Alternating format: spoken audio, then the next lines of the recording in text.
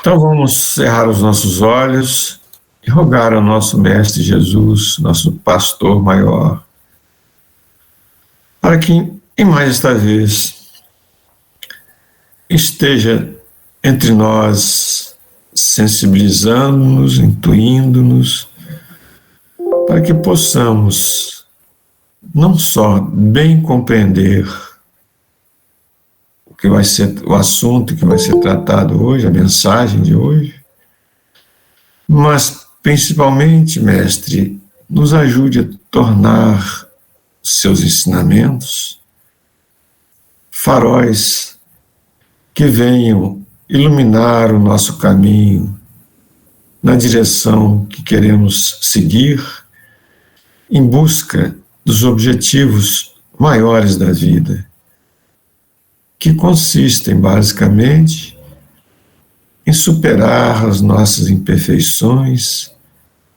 que há tanto tempo insistimos em manter em nós.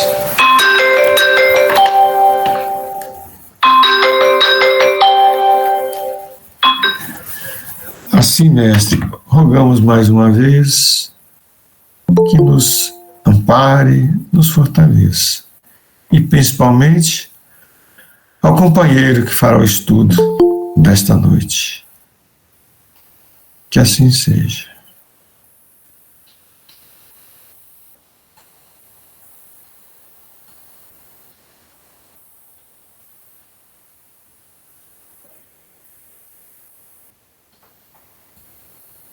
Podemos? Flávio, podemos?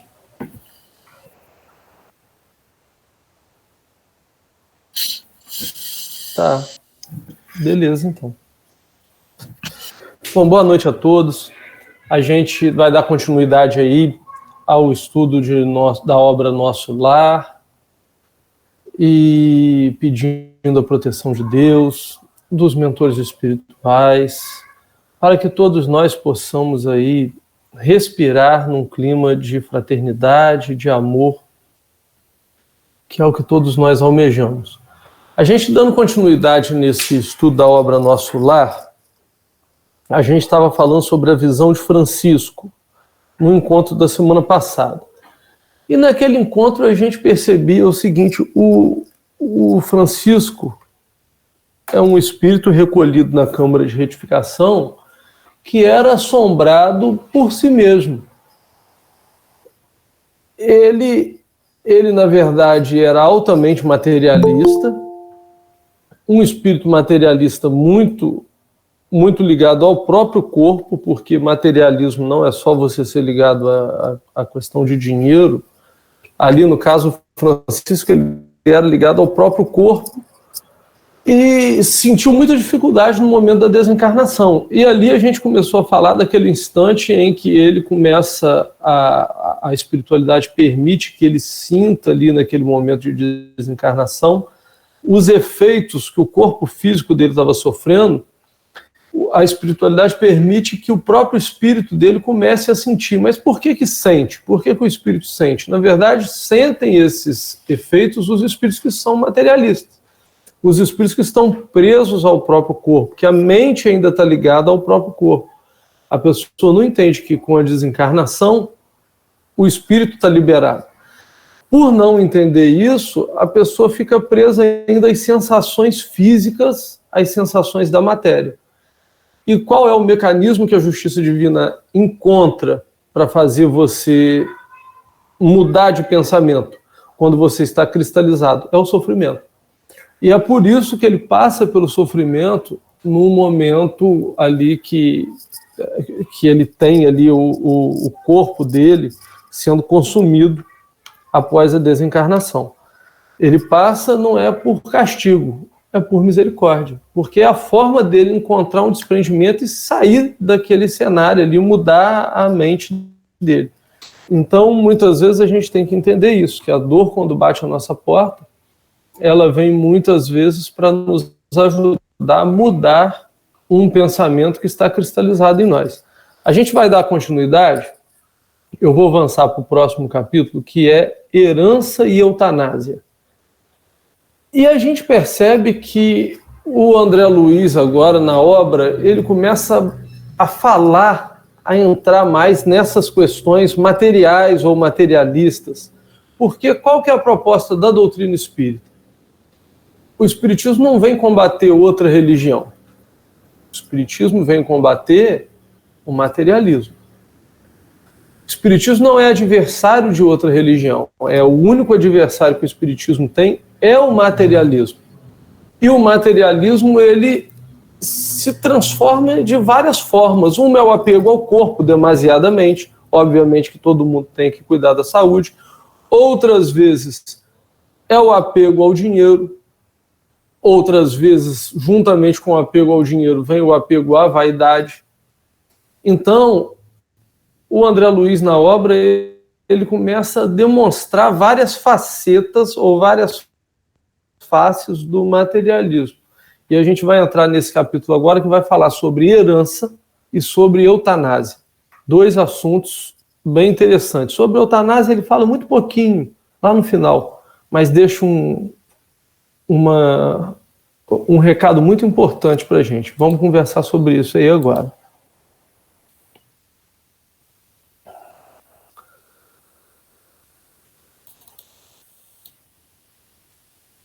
Acho que nesse tamanho aqui...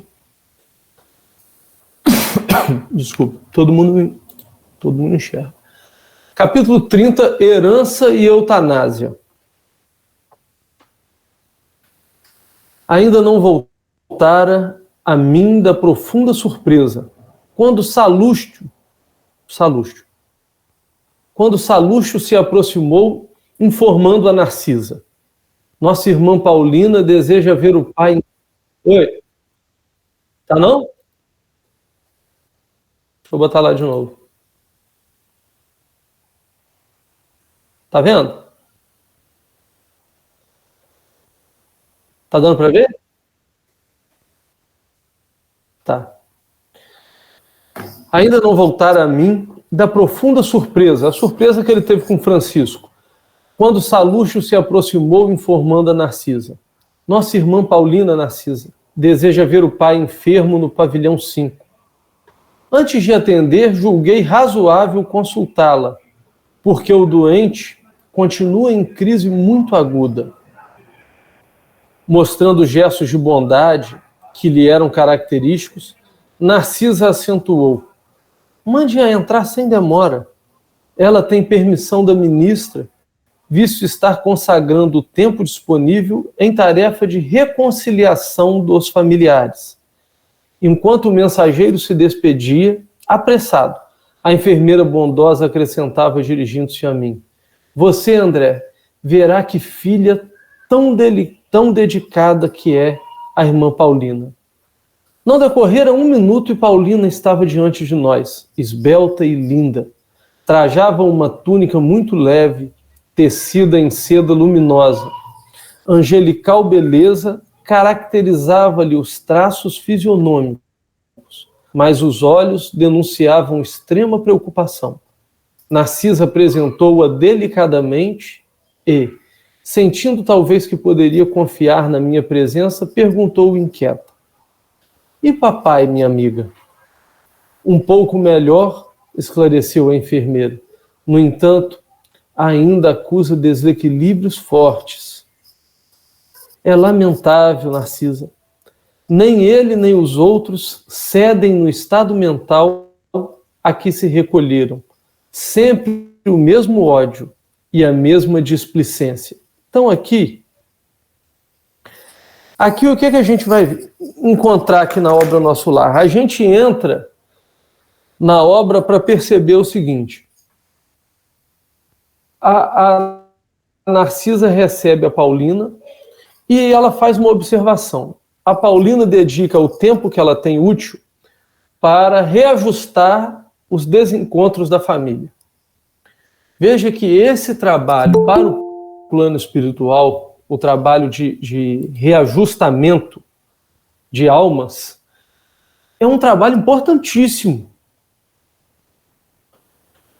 O espírito tem permissão para ingressar na câmara de retificação praticamente a hora que quer, Por quê? Porque tem crédito decorrente desse trabalho de reajuste da família.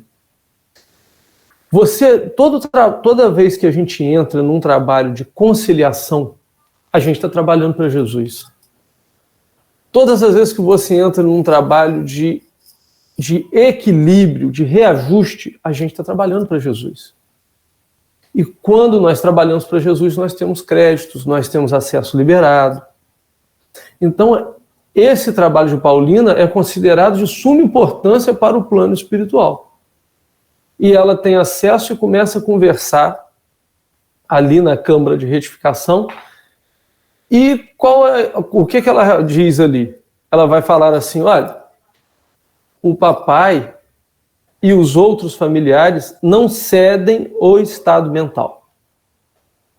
Quando ela diz que eles não cedem o estado mental, na verdade ela está querendo dizer o seguinte: nós queremos ajudar, mas as pessoas não querem mudar. As pessoas não estão querendo mudar a forma de pensar, o modo de sentir. Porque a gente muda muitas vezes a forma de pensar e com isso nós mudamos a maneira como nós sentimos o outro, como nós sentimos um irmão nosso. Então, o que a irmã Paulina está mostrando é que nós estamos diante de pessoas cristalizadas. Veja, a visão de Francisco era um tipo de cristalização por conta de apego ao corpo, materialista apegado ao corpo. Agora nós estamos entrando num outro tipo de cristalização também. E vamos encontrar o motivo dessa cristalização. Por que essas pessoas estão focadas no mal e não cedem? Não cedem.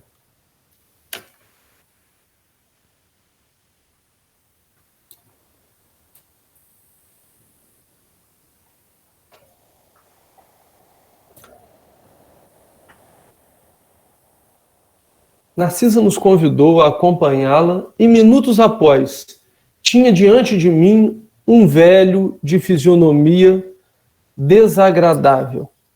Olha só, ela foi ali para ver, a Paulina foi ali para ver o próprio pai. E a Narcisa convidou a acompanhar, para apresentar quem? O pai. Um velho de fisionomia desagradável. O olhar duro, cabeleira desgrenhada, rugas profundas, lábios retraídos, inspirava mais piedade que simpatia. Procurei, contudo, vencer as vibrações inferiores que me dominaram, a fim de observar, acima do sofredor, o irmão espiritual. Desapareceu, então, em mim a impressão de repugnância. Aclarando-se-me os raciocínios, apliquei a lição a mim mesmo. Como teria chegado por minha vez ao ministério do auxílio? Deveria ser horrível meu semblante de desesperado. Quando examinamos a desventura de alguém, lembrando as próprias deficiências, há sempre asilo para o amor fraterno no coração. Aqui o André Luiz faz lembrar o seguinte, olha, todas as vezes que nós encontramos alguém na rua, isso não é um problema daqui, de coisa para a gente viver no plano espiritual. Todas as vezes que a gente encontrar alguém que está no plano material, aqui, na rua, que a gente encontra a pessoa está em uma situação de desequilíbrio, vamos ter piedade. Vamos colocar a pessoa muito, muito acima de sofredor, aquela pessoa, ela é a nossa irmã. E muitas vezes nós já vivenciamos aquele tipo de penúria em outras encarnações. Só que ainda não assimilamos ainda a empatia. Porque a gente aprende com todas as experiências que a gente passa aqui. Mas porque a gente aprende a experiência do nosso jeito, não significa que a gente já criou a empatia. Significa que a gente viveu uma experiência naquele ponto, às vezes na outra encarnação. Ah, fulano já foi assim na outra encarnação. Mas olha o outro e não consegue conviver com a deficiência do outro, que já foi parecida com a dele. Por quê? Porque a gente ainda não limpou o coração. Então não basta ter vivido uma experiência, é preciso limpar o coração. É isso que o André Luiz faz ali. Ele limpa o coração para enxergar o outro como irmão. Porque se fosse só uma questão de experiência, bastava a gente viver uma determinada lição um dia e nunca mais a gente ia cair naquele problema de novo. E não é verdade isso. Porque a nossa transformação de sentimento, ela é mais devagar. Então, muitas vezes a gente passa por alguma coisa, mas custa a seguir adiante, limpando o coração para enxergar o outro como irmão. A gente vai aí seguir.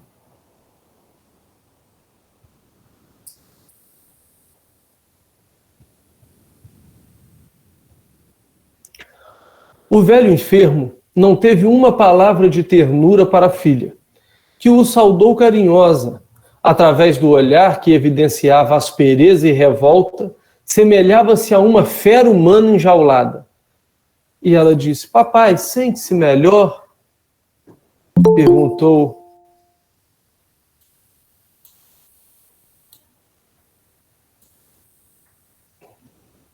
Está aqui.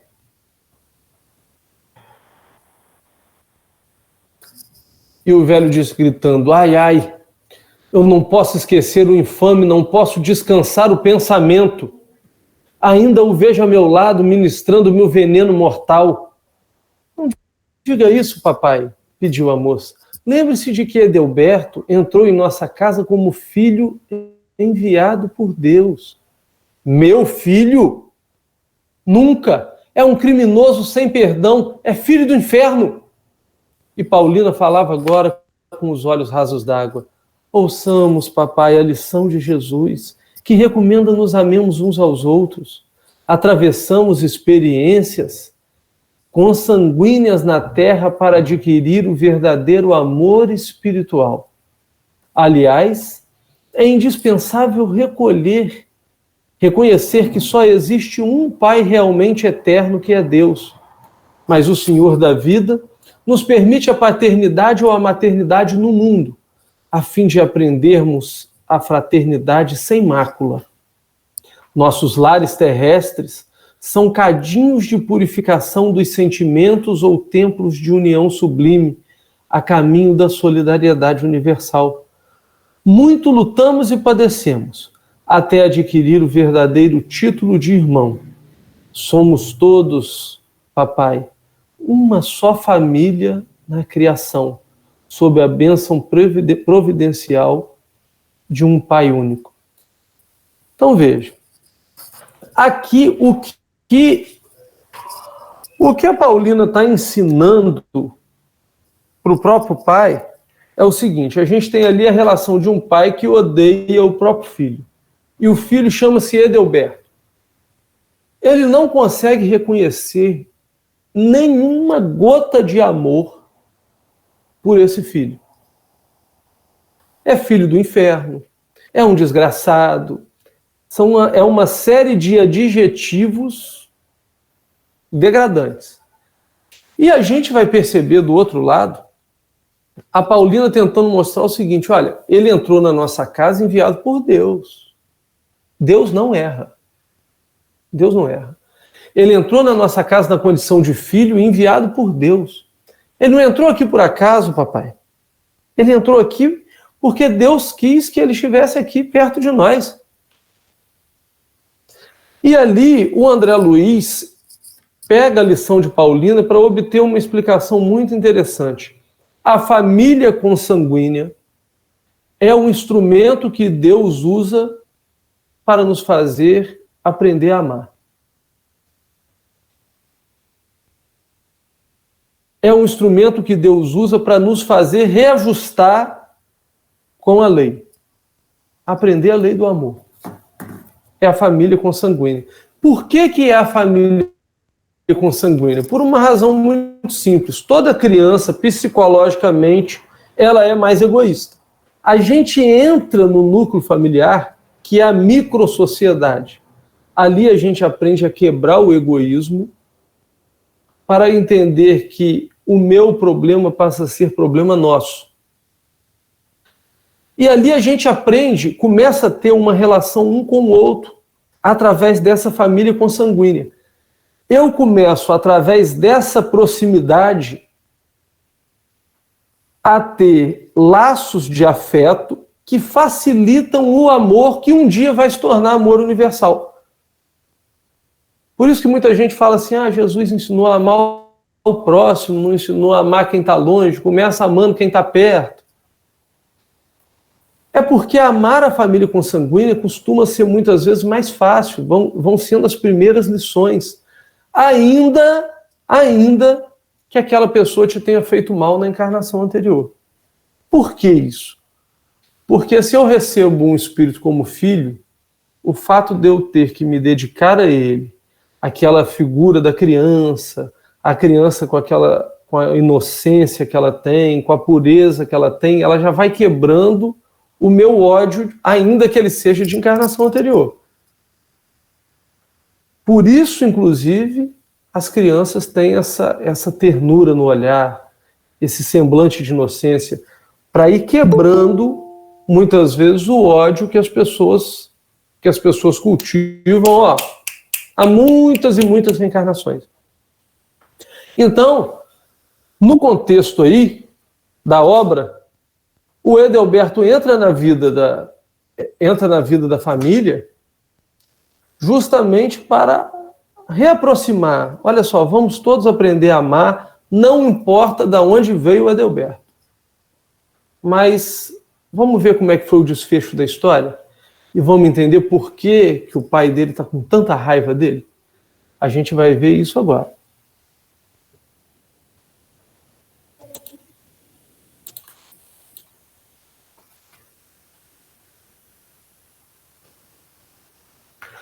Ouvindo-lhe a voz muito meiga, o doente se pôs a chorar convulsivamente.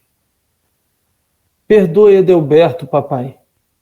Procure sentir nele não o filho leviano, mas o irmão necessitado de esclarecimento.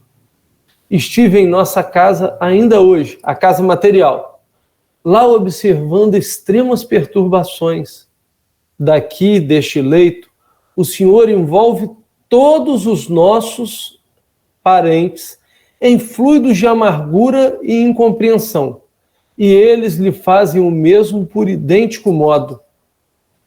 O pensamento em vibrações sutis alcança o alvo por mais distante que esteja.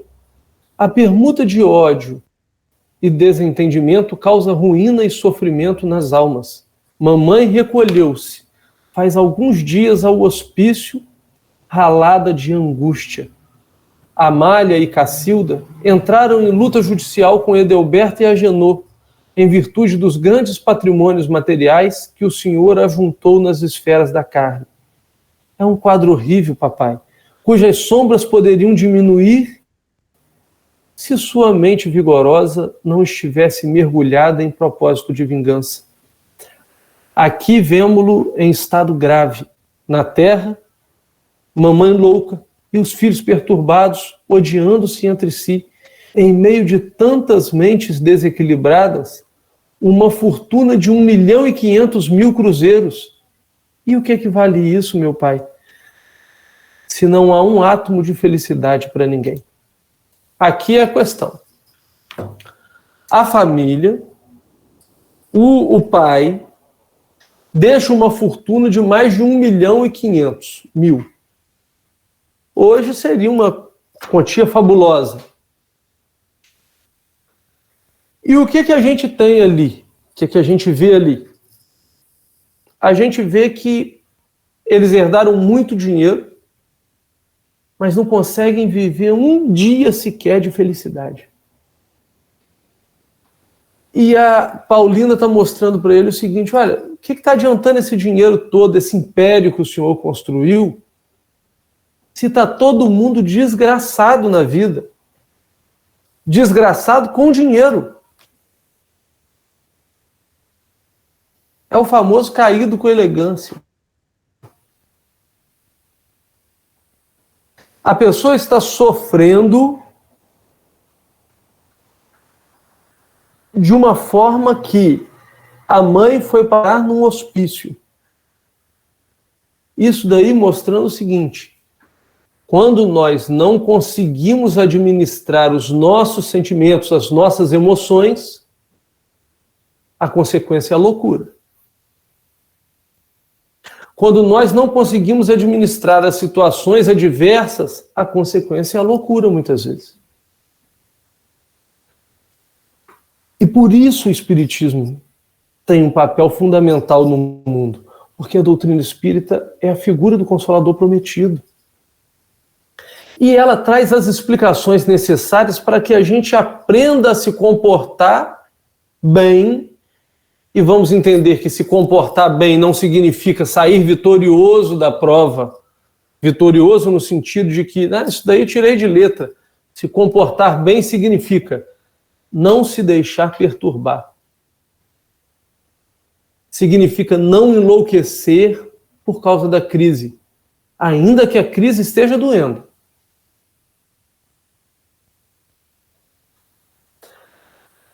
A mãe ficou doente, com agravo psíquico, foi internada no hospício. As irmãs ajuizaram a ação contra os irmãos. O pai do plano espiritual envolve todo mundo, porque tem raiva e ódio de todo mundo. Tem raiva do Edelberto, principalmente, e envolve os outros para também terem raiva do Edelberto, em influenciações sutis. Veja, não é um caso de obsessão. Porque muita gente pensa assim, o pai, não sei quem, está obsediando ciclano. Não. Influenciação sutil não é obsessão. André Luiz tem uma página que chama Influenciações Sutis. Eu acho que é na obra Estude e Viva, ou Agenda Cristã. Influenciações sutis é diferente de obsessão. Obsessão é aquela ideia fixa. Influenciação sutil é aquilo que ele vai, aos poucos, construindo a obsessão. Vira obsessão se a gente não corta. Então o pai está num processo, iniciando um processo obsessivo em cima da família toda, e a família não consegue cortar isso. Por quê? Porque no final todo mundo se odeia. E aí ela pergunta no final, o que está adiantando o dinheiro se ninguém tem paz? O que está adiantando o dinheiro se ninguém tem felicidade? Porque nós temos a mania de olhar o outro no Facebook, na televisão, olhar o contrato de 35 milhões por temporada do Messi, 35 milhões de euros, e achar que isso daí é o padrão de felicidade. Mas nós não conhecemos a intimidade, a vida espiritual, o que é que as pessoas estão sentindo realmente. E eu não estou aqui querendo dizer que dinheiro não traz felicidade. Eu estou querendo dizer que o dinheiro traz felicidade quando ele é bem empregado. Que ele sozinho, sem equilíbrio, não vale nada. Então você pode juntar a quantia que for. Se você não implantar um equilíbrio nas pessoas, trabalho é perdido. Completamente perdido. E vamos ver como é que foi o trabalho desse pai.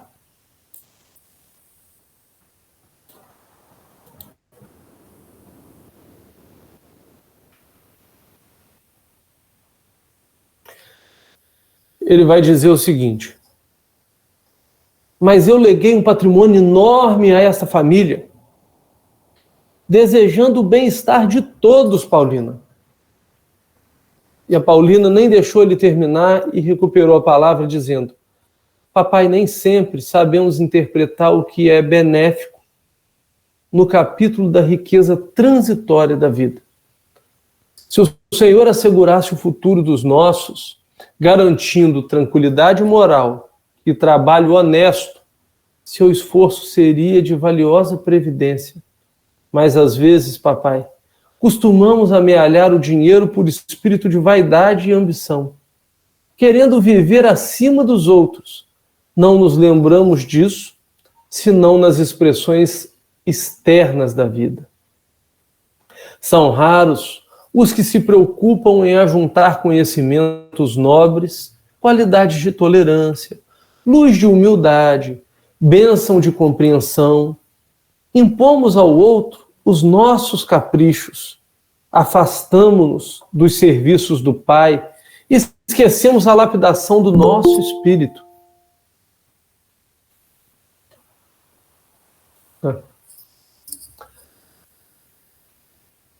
Ninguém nasce no planeta simplesmente para acumular moeda, papai, nos cofres e valores nos bancos. É natural que a vida humana peça o concurso da previdência e é justo que não prescinda da contribuição de mordomos fiéis que saibam administrar com sabedoria, mas ninguém será mordomo do Pai com avareza e propósito de dominação. Tal gênero de vida arruinou nossa casa, Pai.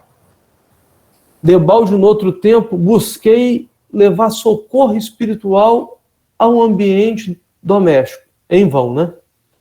Enquanto o senhor e mamãe se sacrificavam por aumentar haveres, Amália e Cacilda esqueceram o serviço útil e, como preguiçosas da banalidade social, encontraram ociosos que a desposaram, visando as vantagens financeiras.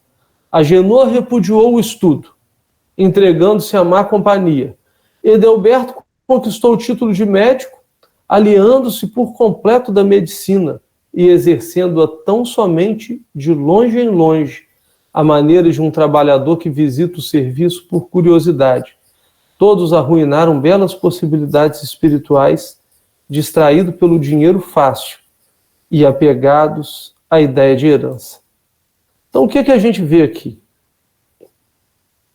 A gente vê aí o seguinte, olha, ele justifica que deixou todo mundo bem.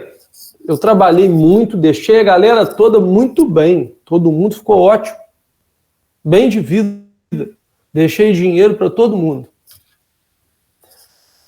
Mas um dinheiro sem disciplina, um dinheiro sem amor, um dinheiro sem ensinamento espiritual, sem diretriz espiritual. E o que a gente vai ver ali é o seguinte: as duas filhas viviam de banalidade social. Leia-se hoje em dia. Vivia na festa rave, vivia nas baladas, vivia só no Facebook, na piscina, show e não sei o quê, noitada. E aí conheceu, nesses meios que elas viviam, dois namorados. Se casaram com pessoas muito parecidas com elas, que gostavam muito de quê? De balada. E o que deu? Deu nada certo. As duas estão sofrendo. Estão agora ajuizando ação contra os outros dois irmãos. Com certeza por conta de dinheiro. Por quê? Porque ali fala duas preguiçosas. Elas não querem trabalhar. A fonte secou, o marido não vai bancar, alguma coisa aconteceu, tem que buscar dinheiro de alguma forma. Um ponto. O outro ponto é o seguinte: a mãe também trabalhava junto com o pai para apurar esses haveres todos, ou seja, ela também era materialista. Quando veio a dificuldade, a pessoa não tem senso espiritual para poder se sustentar. Não tem outro pensamento que não seja a matéria. Então, quando a família vai mal materialmente, ou quando sofre um golpe, ou quando as pessoas estão perdendo posição social ou se sentindo perturbadas, a pessoa não consegue passar daquilo ali. Ela não consegue enxergar nada além daquilo que é matéria, daquilo que é sociedade, da visão social dos outros perante aquela família, e aí enlouqueceu. O filho que formou médico, ele só pegou o diploma da medicina. mas ele não atende pacientes. Ele é profissional da medicina, ele não é médico. Bezerra de Menezes tem uma frase que ele diz assim, olha, existem muitos profissionais de medicina, médicos são poucos. Por quê? Porque, na verdade, ele visita o doente de longe, ele não está preocupado com a saúde de ninguém, com o ser humano. Ele está preocupado muito mais com dinheiro, o que ele pode receber ali como médico e tudo mais. Ou seja, ele não está ali tendo visão espiritual. E ela vai dizer assim, olha, todo mundo aí perdeu grande possibilidade espiritual. Por quê? Por conta de facilidade. Então, nem sempre facilidades significa sucesso, significa uma coisa bem-sucedida. Porque muitas vezes é justamente pela facilidade que a gente derrapa. Nós hoje choramos muito várias risadas que nós demos no passado. Às vezes até em outras encarnações. Então a gente colhe muitas vezes, a gente colhe lágrimas de muita loucura, muita facilidade que a gente plantou, que depois a gente recolhe ela com lágrimas. Não quero dizer que a gente tem que aqui cultivar a dificuldade. A tecnologia veio facilitar a nossa vida. Tudo que existe para facilitar a nossa vida é ótimo. Não é um discurso contra o progresso, nem contra o dinheiro, nem contra o conforto. Mas é um discurso contra a irresponsabilidade. Ninguém veio à Terra para passear. Todo mundo veio para criar responsabilidade. E se a gente parar para pensar bem, nós não temos medo de nada nesse mundo, a não ser de responsabilidade. A gente percebe o medo da responsabilidade quando você tem que fazer alguma coisa, olha, você é tudo contigo, mas eu vou ter que fazer isso. Aí temos aquelas pessoas que transferem o erro delas para os outros, que têm dificuldade em assumir responsabilidade. Então essas facilidades não vão nos treinando a assumir compromisso. Nós temos dificuldade muitas vezes de assumir compromisso. Compromisso com nós mesmos, em nos tornarmos pessoas melhores. Mas para assumir compromisso com nós mesmos, então quer dizer que então o presidente da empresa ele tem que sair da presidência da empresa para ir lá trabalhar de uma forma mais difícil? Não. Ser presidente de uma empresa é dificílimo.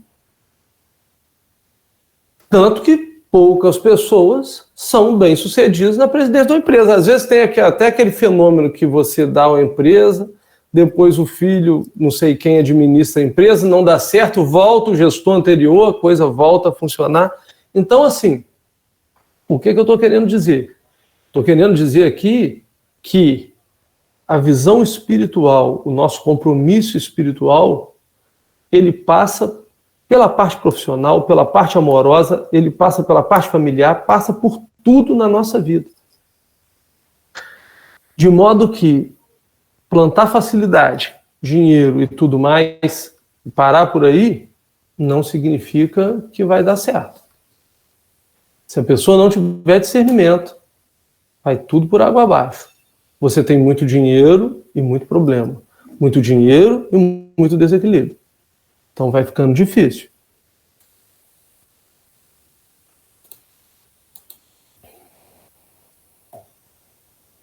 A gente segue.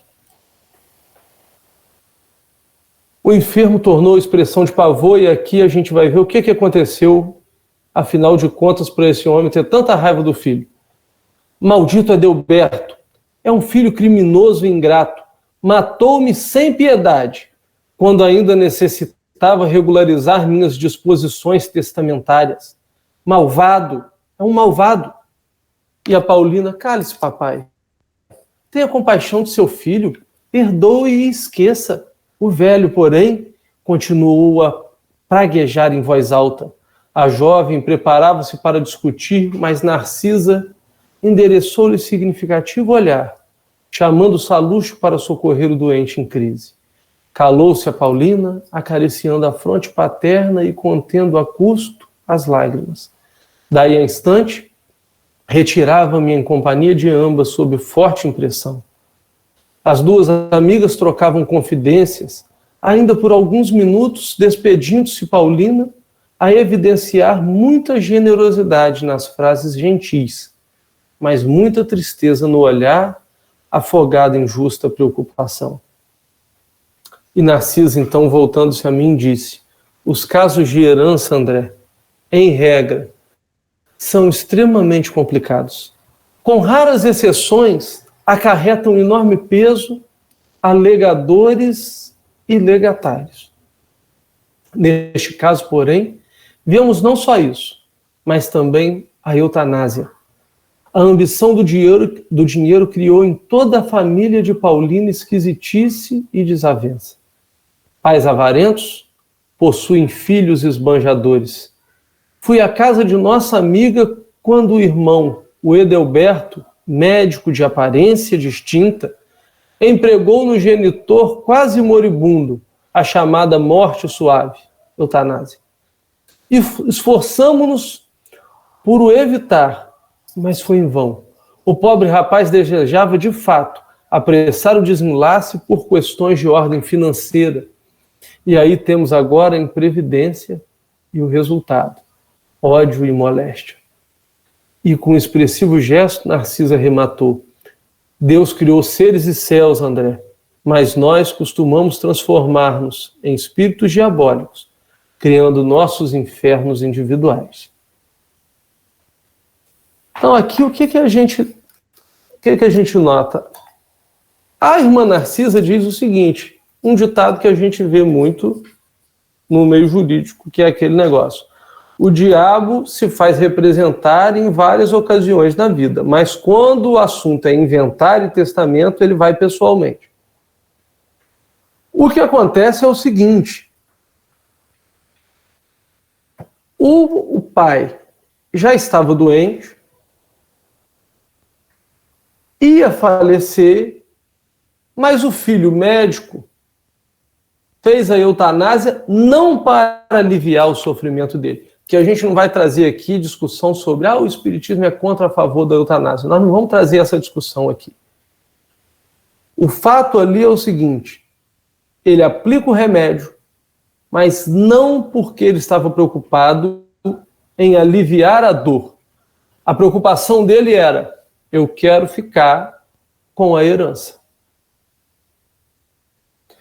E aí, ele aplica porque, de repente, o pai desejava ajudar mais alguém, privilegiar mais alguém. E o pai vai desencarnar, percebendo a intenção dele, chama ele de assassino. Por isso que o pai vai chamar o filho de criminoso. Porque, na verdade, a gente pratica as coisas aqui e acha que está enganando o outro. Mas quando ele desencarnar, ele vai saber qual era a sua real intenção. E aí, ele recebe aquilo como um crime. E começa a vibrar com raiva do próprio filho. E gera nos outros irmãos o desejo de vingança que nasce dele. E cria uma discórdia geral na família toda, porque você envolveu uma família com vibração de ódio, com vibração de desequilíbrio, e você ter pessoas que são totalmente materialistas, que não estão gostando da situação do Edelberto, está acima dos outros, dos demais, aquilo você assimila e causa desordem muito grande mesmo em qualquer família. Então, o que a gente percebe é que o Edelberto não se preocupava com o pai, se preocupava com o dinheiro. Mas o que Narcisa vai dizer é o seguinte: quem criou esses filhos tão preocupados com dinheiro foi o próprio pai. Ele deu essa educação, ele cultivou essa mentalidade nos filhos. E o resultado final foi esse aí. Entre preocupar com a morte do pai, se ia acelerar ou não, ele estava mais preocupado com o dinheiro. Mas quem ensinou ele a se preocupar primeiro com o dinheiro foi o próprio pai. Foi a própria família.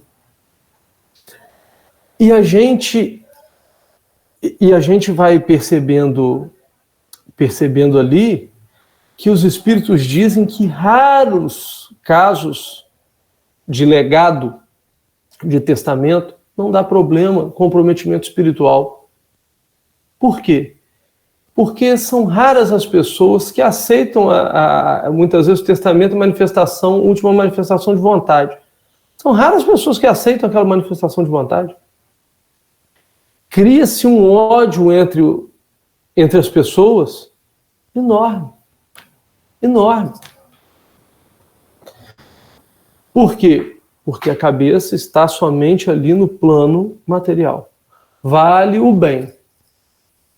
O meu desequilíbrio, não, o meu desequilíbrio é outro problema. O meu desequilíbrio eu tenho mais é que ficar com raiva dele mesmo. Como se a raiva fosse algo natural. Nós temos mais é que sentir raiva. Afinal de contas, se alguém agiu contra mim, eu preciso cultivar a raiva dessa pessoa. Veja, a Narcisa fala assim: papai, perdoe e esqueça. Duas coisas que a gente tem dificuldade de fazer. Primeiro é perdoar, segundo é esquecer. São dois comportamentos diferentes. O Evangelho segundo o Espiritismo mostra que o perdão é colocar um véu sobre o fato.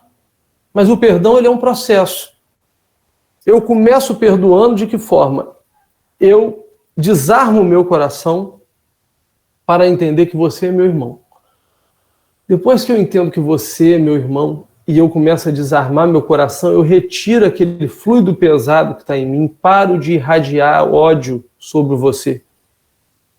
Por isso que o Evangelho segundo o Espiritismo, quando fala amai os vossos inimigos, ele fala que não quer dizer que você vai abraçar o seu amigo, que você vai vibrar da mesma forma como se fosse um amigo. Ele mostra que a gente precisa, a gente precisa perdoar e esquecer. Então o perdão é, primeiro, você se desarmar. O esquecimento é quando a gente vai vendo a parte espiritual da vida. As coisas vão ficando tão pequenininhas, quando a gente abre o Evangelho e vê o que o Evangelho representa, que a gente esquece. O que você comeu no almoço de 3 meses atrás, no dia 9, no dia 10 de 3 meses atrás? Ah, eu não sei. Sabe por que a gente não sabe? Porque aquilo é comum. Porque aquilo não teve tanta importância para nós. A gente vai esquecer o mal que fizeram conosco quando a gente der menos importância para ele.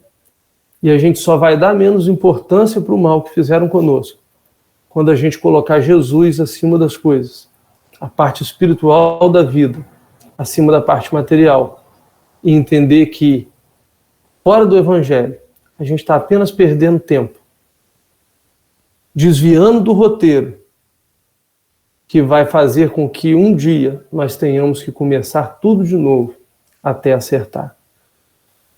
Que os mentores espirituais que nos auxiliam ampare a todos nós.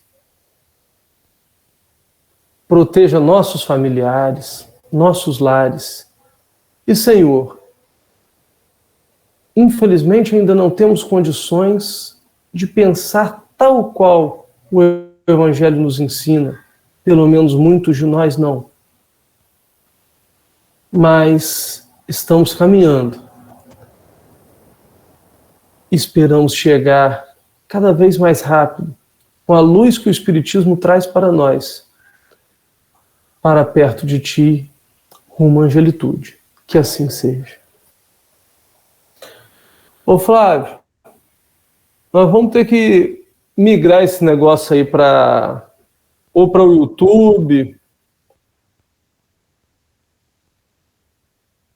porque esse negócio aparece um relógio, a gente tem que correr, não dá para fazer pressa, não dá para vibrar direito, não dá